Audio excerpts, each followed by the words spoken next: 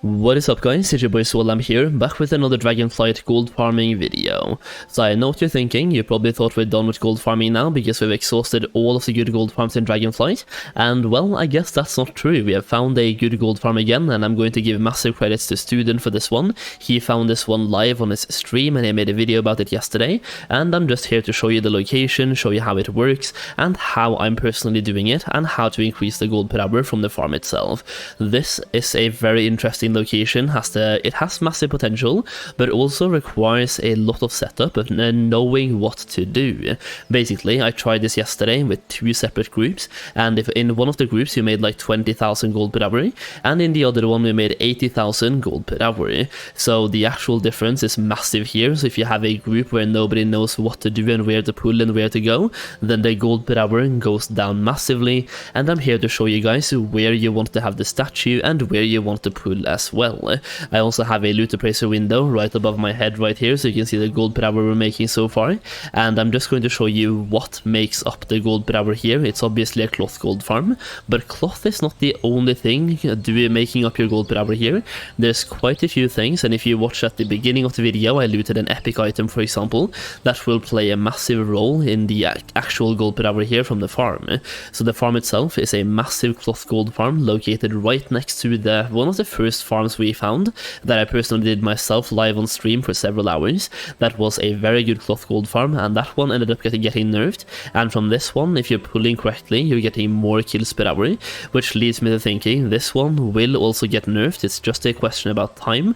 But yeah, before we talk more about the gold farm, the location, what you want to bring here to make the most gold per hour, I do want to say a massive thank you to everyone who's picked up my Dragonflight Gold Guide so far, and if you haven't picked this one up, it's a 170 pages long PDF document for gold making, and also gives you access to a private Discord server where you also get early access to videos, exclusive videos as well, and also just more gold making strategies.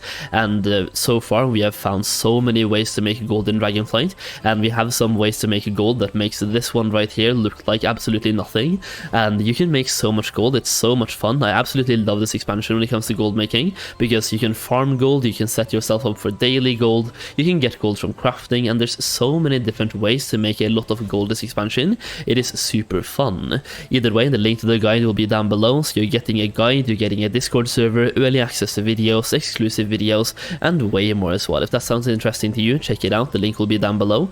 But with that being said, let's take a deeper look into the farm itself, and also the location, and everything you want to know about the farm. So before I show you the location, I think it's a key thing to just talk a little bit about the farm, the setup itself, and what you want to bring here. So you want to bring one monk for the statue, that is super important, and you want to have as many pullers as possible. Like, you literally want to have as many druids, warlocks, and boomkins as possible. Druids, boomkins, warlocks, hunters, you know, the regular puller classes. You want to have as many of those as possible, because the key part about this farm is pulling. You don't want to just stand in the middle and just DPS, you want to constantly run around and pull as much as possible. Druids are fantastic for this because they have insane survivability while also pulling and dealing damage while pulling through Starfall, for example. And being a warlock is also pretty good for this, but I somehow keep dying every now and then when I'm pulling myself. Might just be me having bad gear, but yeah, warlocks can also deal insane damage while also pulling, and having one warlock in each group can be very good just for the demonic gateway. So just having one warlock per group might be worth looking into, and that way you can have two gateways set up, which makes pulling better. And pulling, once again, is a key part about this farm. So I also want to talk a little bit about the gold per hour. So you're obviously farming for cloth, you're pulling a lot of gnolls over here, a lot of humanoids basically, and they will give you cloth. So you can see we're farming for frostbitten cloth, wilder cloth bolts, regular wilder cloth as well, which is currently selling for way more than is counted for in the loot appraiser window, because I'm using TSM min buyout. And for wilder cloth especially, every single time there's someone trying to bait the auction house prices for wilder cloth. So you can see right now 17 of them are being counted as 37 gold, which is roughly 2.5 to 3 gold per wilder cloth. And if you check the auction house on your server right now, or the region-wide auction house in Europe especially, these are selling for 10 gold each. So someone's trying to bait them down to 2.5 to 3 gold. So in reality, we're making way more than what it says over my head, and we're getting closer to the 1k gold per minute mark, giving us 50 to 60,000 1000 gold per hour in steady gold value from the farm itself. That being said, that is not all the gold you're making, and we're actually making closer to 100k right now, and we are not even pulling optimally. We can make this even better for the group as well by just pulling even more, because right now not everyone is pulling, and we don't have the best setup for pulling. Like we have a priest, for example, and we're not basically pulling at max efficiency, but we're still making it a lot of gold. So what exactly makes up the gold per hour? Well, you want to have enchanting. If you've been paying attention to the video so far, I have looted 2 epic mystic items, and I'm about to loot a 3rd one as well in the first 8 minutes of farming, and I want to show you guys how much. Like right now I just looted the epic one, so we looted the Valiant Hammer right here. That is my 3rd epic so far in 5 minutes, and I'm putting them all down in my bags so you can see them right there, and I want to show you guys how much this affects the gold per hour. You can see right now we have 3.5k gold.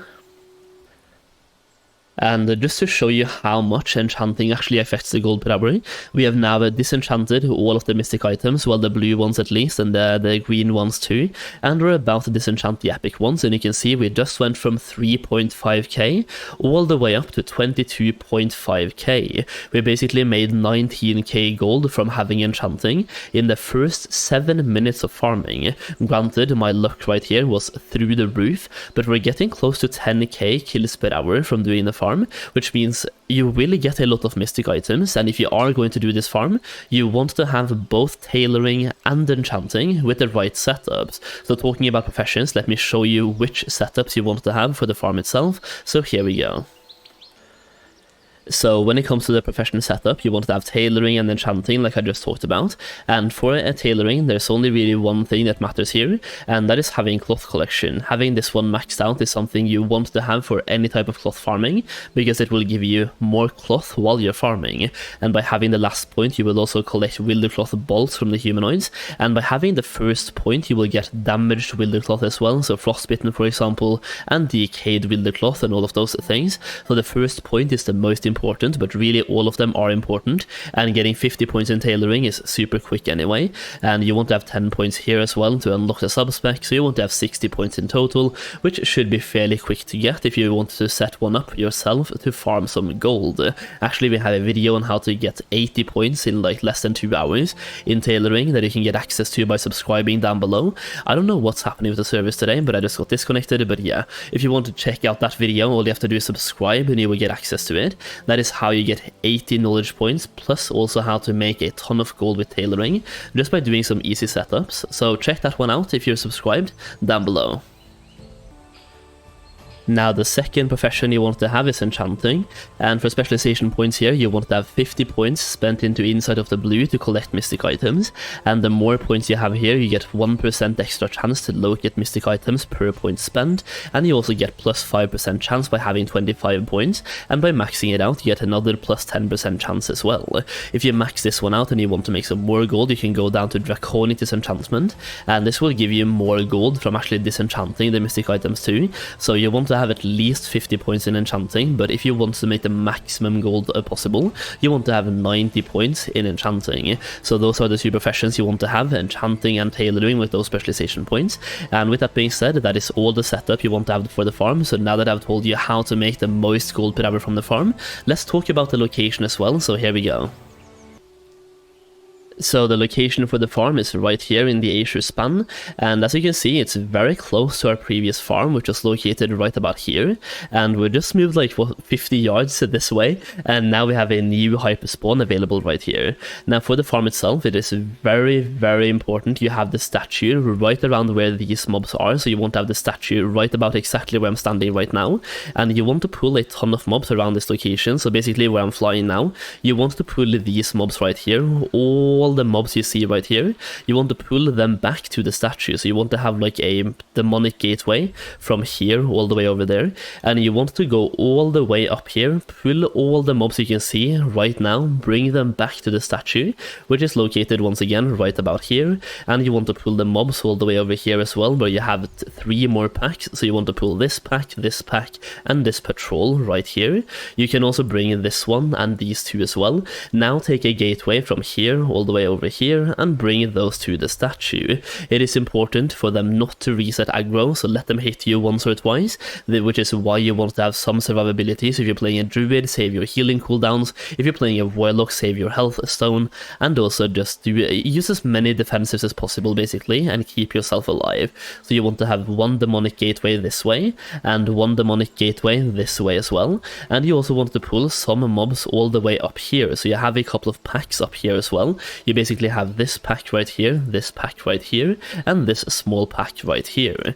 You want to bring all those back down right here to where the statue will be located, and that is how you trigger the hyperspawn. Pulling those mobs are essential to making this farm actually worth doing, and like I just mentioned at the beginning of this video, having a bad group will make you will make way less than half the gold per hour that you can make from having a good group. So make sure you're getting as many pullers as possible into your group, and make sure they're actually pulling and not just standing at the statue.